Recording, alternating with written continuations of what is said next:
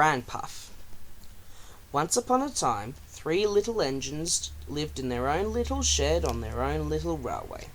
Duke was brown, Falcon blue, and Stuart green. Duke was the oldest. He had been the first engine on the line, and named after the Duke of Sodor. He was proud of this and wanted everything just so.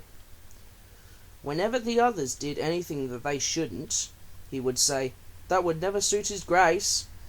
Other engines came and went, but Duke outlasted them all. Stuart and Falcon used to call him Granpuff. Duke was fond of them and tried to keep them in order. They were fond of him too, as he was so wise and kind, but they did get tired of hearing about his grace. Sometimes they would wink at each other and chant solemnly, "Engines come, engines go, Granpuff goes on forever." "You impertinent scallywags," Duke would say indignantly. "Whatever are young engines coming to these days?" "Never mind, Granpuff, we're only young once." "Well, you'd better mind, unless you want to end up like number 2. "Oh, Granpuff, whatever happened?"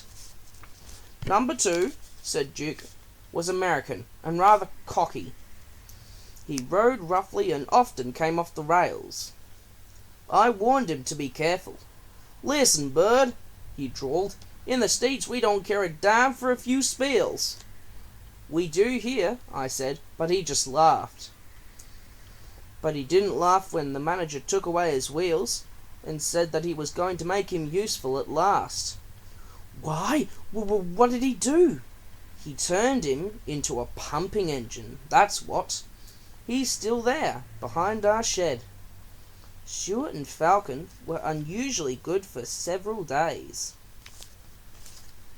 Stuart and Falcon became useful engines, and all 3 were happy together for many years.